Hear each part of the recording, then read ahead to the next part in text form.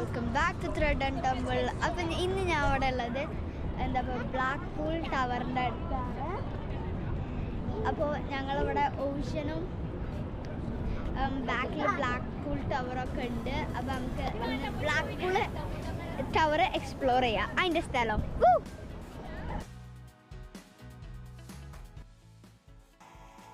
അപ്പോൾ ഈ black pool tower എന്ന് പറയുന്നത് 130 ഇയേഴ്സ് മുന്നേ ഉണ്ടാക്കിയതാണ്. ഇപ്പോഴും ആൾക്കാർക്ക് മേലെ കയറി ബ്ലാക്ക് പൂളിൻ്റെ ഓഷ്യൻ്റെ വ്യൂ. എനിക്ക് ടവർ കാണുന്നതിനെക്കാട്ടി ഇഷ്ടം ഓഷ്യന് കാണുകയാണ്. അപ്പം ഞാൻ ഫസ്റ്റ് തന്നെ മുന്നിൽ ഓഷ്യൻ കാണാൻ പോയി. കാരണം എനിക്ക് ടവറിനോട് അത്ര ഇൻട്രസ്റ്റ് ഒന്നുമില്ല. അതുകൊണ്ട് ഞാൻ എന്തായാലും ഇസോട്ടിനെയും കൂട്ടി ഞങ്ങൾ രണ്ടാളും ഫസ്റ്റ് ഓഷ്യന് കണ്ടു. മറ്റൊരു ഇപ്പോഴും അവിടെ ഇരിക്കുകയായിരുന്നു. ഓഷ്യന് കണ്ടപ്പോഴാണ് എനിക്കൊരു കാര്യം മനസ്സിലായത്. ഡ്രസ്സൊന്നും എടുക്കാതെ വന്നതൊരു വലിയ അബദ്ധമാണെന്ന്. ഓഷ്യൻക്ക് ഇറങ്ങാൻ പറ്റുമായിരുന്നു. ഞങ്ങൾ പിന്നെ പ്ലാൻ ചെയ്യാതെ വന്നതുകൊണ്ട് അതൊരു വലിയ നഷ്ടമായിരുന്നു. എന്നാലും നമുക്ക് എന്തെങ്കിലുമൊക്കെ വെച്ച് അഡ്ജസ്റ്റ് ചെയ്ത് നോക്കാം. അപ്പം ഞങ്ങൾ വെള്ളത്തിൽ ഇറങ്ങാൻ പറ്റുന്നുള്ള സന്തോഷത്തിലാണ്. കാരണം ഇവിടുത്തെ വെള്ളം തണുത്ത വെള്ളമാണെങ്കിലും നല്ല കുഴപ്പമില്ല, ഞങ്ങൾക്ക് ഇറങ്ങാൻ പറ്റും.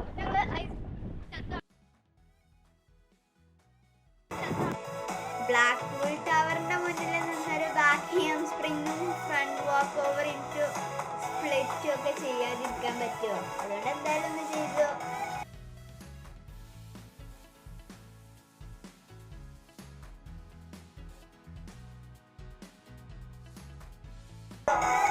ഇസ പിന്നെ ഒന്നിനും വിട്ടു തരാത്ത ഒരാളായോണ്ട് തന്നെ ഓളൊന്ന് ശ്രമിച്ചു. ഇതുവരെ വിജയിച്ചിട്ടില്ല.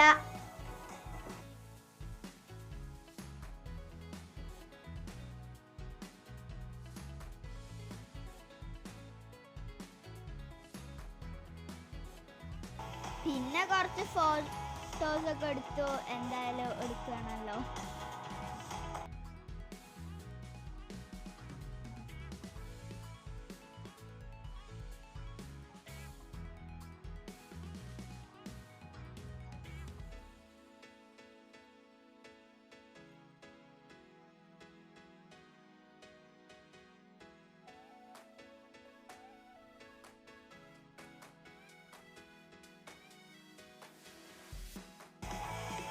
അപ്പോൾ അതേ ഞങ്ങൾ വെള്ളത്തിലേക്ക് പോകുന്ന വഴിയാണ്. ഞങ്ങളിവിടെ കുറച്ച് നേരം നിന്ന് ഇതൊക്കെ നോക്കി വെള്ളത്തിലേക്ക് പോവുകയാണ്.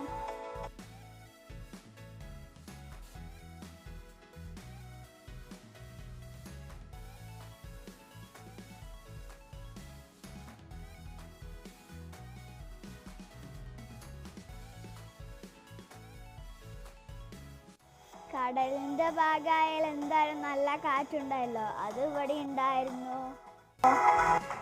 പിന്നെ നാട്ടിൽ പരുന്ത് പറന്ന് നടക്കുന്ന പോലെ ഇവിടെ സീഗിൾസ് ആയിരുന്നു ഉണ്ടായിരുന്നു. അവർ അതേപോലെ തന്നെ വട്ടം ചുറ്റി നടക്കുന്നുണ്ടായിരുന്നു. ഞങ്ങൾ വെള്ളത്തിൽ ഇറങ്ങണം എന്നുള്ള തീരുമാനത്തിലെത്തി. ബാലൻസ് ഞങ്ങളെ പിന്തിരിപ്പിക്കാനൊക്കെ നോക്കി. എന്നാലും ഞങ്ങളെ തീരുമാനത്തിൽ ഉറച്ചു നിന്നു. അപ്പോൾ ഇതേ വെള്ളത്തിൽ ഇറങ്ങാൻ വേണ്ടിയിട്ട് ഡ്രസ്സൊക്കെ മാറ്റുകയാണ്. ഇത് ചെറിയ കുട്ടിയായതുകൊണ്ട് ഓക്ക് ഡ്രസ്സ് ഉണ്ടായിരുന്നു. ഞങ്ങൾക്ക് പുറത്തുള്ള ഫുൾ സ്ലീവ് ഞങ്ങൾ ഉപയോഗിച്ചു. അടിയിലൊരു ടീഷർട്ട് ഉണ്ടായിരുന്നു, അതിട്ട് ഇറങ്ങി. ബീച്ചിൽ വന്നിട്ട് കടൽ എവിടെയെന്ന് കരുതുന്നുണ്ടോ? ഇത് വേലിയിറക്കത്തിൻ്റെ സമയമാണ്, അതുകൊണ്ട് കടൽ ഉൾവഴിഞ്ഞിരുന്നു. കടൽ തീരത്തേക്ക് നടക്കണമെങ്കിൽ ഇനിയും കുറച്ചും കൂടി നടക്കേണ്ടിയിരുന്നു. ഞങ്ങൾ കളിക്കാനുള്ള വെള്ളം ഇവിടെ തന്നെ ഉണ്ടായതുകൊണ്ട് ഞങ്ങൾ അത്രയൊന്നും നടന്നില്ല.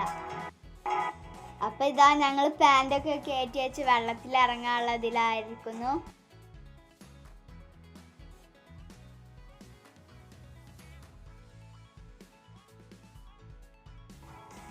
എനിക്ക് പിന്നെ ഒരു പ്ലെയിൻ ആയിട്ടുള്ള സ്ഥലം കണ്ടു കഴിഞ്ഞാൽ ഒരു വട്ടെങ്കിലും അറിയണം.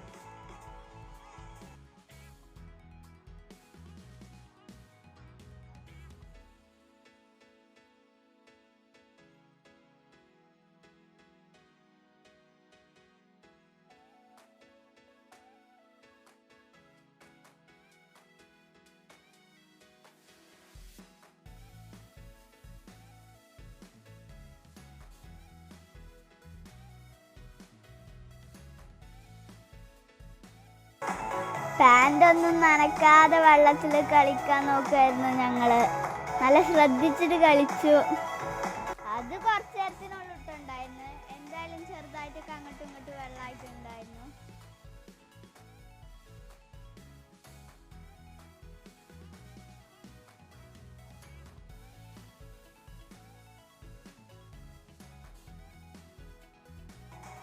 ഇപ്പം ഞങ്ങൾക്ക് കാണിച്ചു തരുന്നത് ഞങ്ങൾ ഉണ്ടാക്കിയ കുറച്ച് മൗണ്ടെയിൻസ് ആണ്. ഞങ്ങളൊരു ഐലൻഡ് പോലെ ഉണ്ടാക്കാൻ നോക്കുമായിരുന്നു.